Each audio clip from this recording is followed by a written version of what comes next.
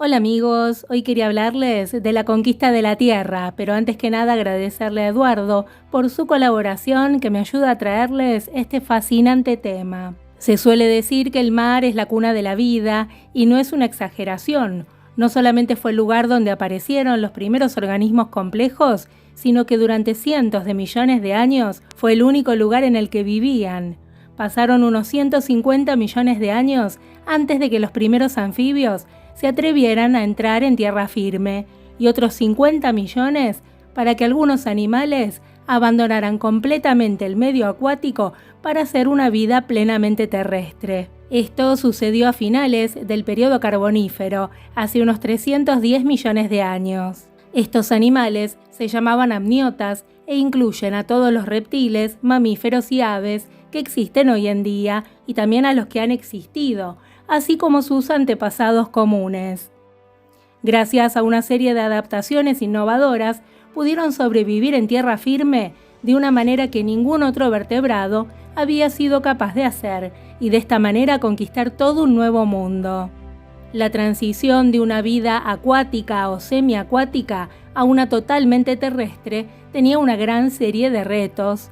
En primer lugar, requería de un tipo de piel diferente, que los protegiera de los elementos agresivos, como la luz solar, el polvo o la lluvia. También prevenía la deshidratación. Los 3 tipos de amniotas que existen hoy en día tienen distintos tipos de protección. Los reptiles tienen escamas, las aves plumas y los mamíferos en su mayoría tienen pelo. La piel de los primeros amniotas estaba compuesta por una especie de escamas primitivas formadas por queratina endurecida, la misma sustancia que conforma las uñas. Recientemente un estudio describió un conjunto de fragmentos de piel de amniota que conservan las marcas de estas escamas, un hallazgo extremadamente raro. Estos fragmentos tienen unos 289 millones de años y son la muestra de piel de amniota más antigua que se ha encontrado jamás.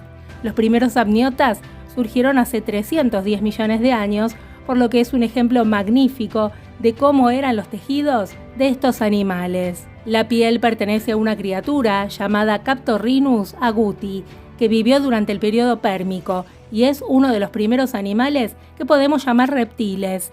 Esta capa de queratina endurecida le permitía protegerse de los rayos del sol y de la abrasión, además de evitar que su piel se deshidratara. Durante el Pérmico, todas las tierras emergidas formaban un solo supercontinente, la Pangea, por lo que el clima era muy árido y muy seco en gran parte del planeta. Este clima propició otra de las características que desarrollaron los amniotas, una serie de capas en el interior de los huevos que protegían al embrión y lo mantenían húmedo. Al contrario que los anfibios, los huevos de reptiles y de aves, y también los de los primeros mamíferos, se tenían que desarrollar en un ambiente terrestre y frecuentemente muy seco. Pero para comprender el origen de los amniotas, tenemos que buscar a los grandes anfibios llamados estegocéfalos, que tenían grandes cabezas como placas. Podríamos agrupar a los estegocéfalos en 2 grandes grupos informales, los batracomorfos, cercanos a los anfibios modernos, y los reptilomorfos. El grupo más próximo a los amniotas es justamente el de los reptilomorfos, aunque no son un grupo natural, ya que no incluye a sus descendientes, los amniotas.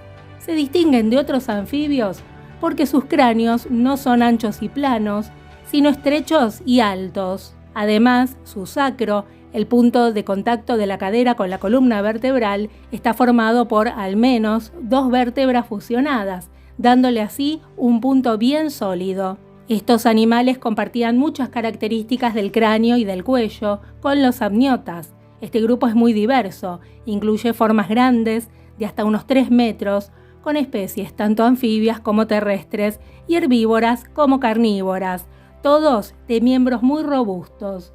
Por ejemplo, Limnocelis, del Pérmico inferior de Norteamérica, tiene grandes colmillos en el extremo del hocico y el oído encerrado en un alero que lo protege. Otra forma, Diadectes, del mismo periodo y región, es uno de los primeros herbívoros, como lo muestran sus grandes dientes incisivos y molariformes diferentes. Un paladar secundario le permitía, como a nosotros, respirar mientras comía. Seimuria es uno de los reptilomorfos más conocidos. Medía unos 60 centímetros de longitud y estaba bien adaptado a vivir en tierra, con muchas características reptilianas, tantas que en un principio fue considerado un reptil primitivo. Vivió hace unos 250 millones de años en el Pérmico inferior y fue encontrado en Norteamérica y Alemania. Se alimentaba probablemente de insectos y quizás de algún animal un poco mayor.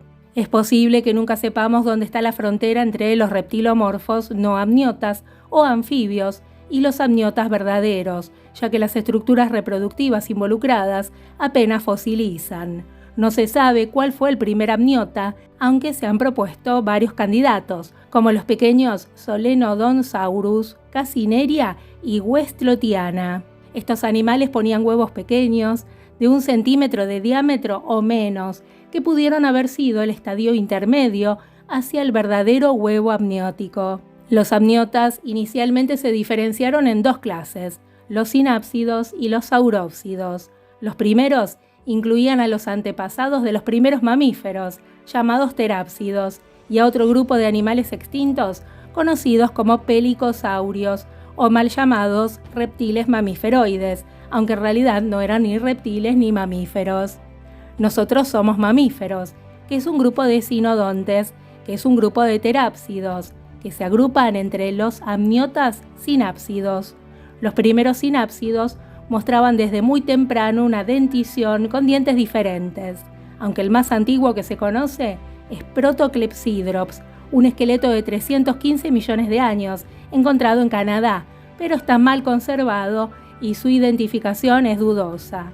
Por otro lado, Archaeopteryx, 5 millones de años más joven, también de Canadá, es un material muy bien preservado, que es indudablemente un sinápsido. Archaeopteryx alcanzaba el medio metro de largo, con un cráneo alto que muestra el orificio o fenestra característica y una dentición de tamaño variable, que incluye 2 colmillos adelante. El segundo grupo, el de los saurópsidos, incluye a todos los animales actuales o extintos, que son reptiles o aves. Aquí se incluyen a los grandes reptiles prehistóricos, terrestres, marinos o voladores, entre ellos los dinosaurios, y también las aves, que descienden de un grupo concreto de dinosaurios, los maniraptores. Hace 250 millones de años, el mundo estaba poblado por grandes amniotas de los 2 grupos. En ambas líneas, nuevas formas se iban sucediendo y exhibían caracteres novedosos.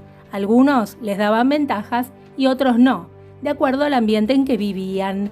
En nuestro lado del árbol, las novedades involucraron un mejor procesamiento del alimento en la boca, altos ritmos metabólicos y en algunos linajes, el cambio de posición de los huesos de la mandíbula llevaría a una increíble audición y a un aumento del volumen cerebral. En los reptiles, entre tanto, el alimento siguió siendo procesado principalmente luego de su paso por la boca, sin desgaste de piezas dentales, y las novedades del grupo incluyeron cambios en la excreción, con un importante ahorro del agua, y en la locomoción, alejándolos del suelo, lo que tuvo sus mejores exponentes en los arcosaurios, el grupo de reptiles que incluye a los cocodrilos, a los reptiles acorazados, a los reptiles marinos, voladores y dinosauromorfos.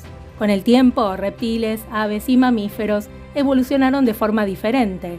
Los reptiles son los que más conservaron sus características primitivas, aunque se fueron diversificando enormemente a lo largo de millones de años.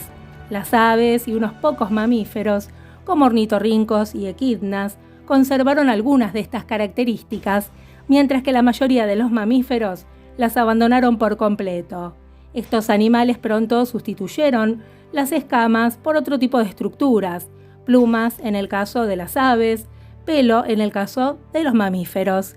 Y los mamíferos además abandonamos en su mayoría la reproducción ovípara. Durante gran parte del Mesozoico fueron los reptiles quienes dominaron el mundo, pero con la extinción masiva del Cretácico-Paleógeno las cosas cambiaron. La mayoría de los grandes animales se extinguieron, poniendo a los reptiles, mamíferos y aves en igualdad de oportunidades para ganar el nuevo mundo surgido después del cataclismo.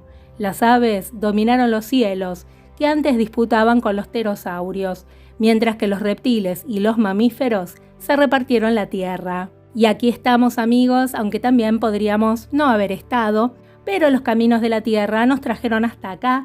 Y si les gustó el video, los espero de nuevo muy prontito. Cuídense un montón.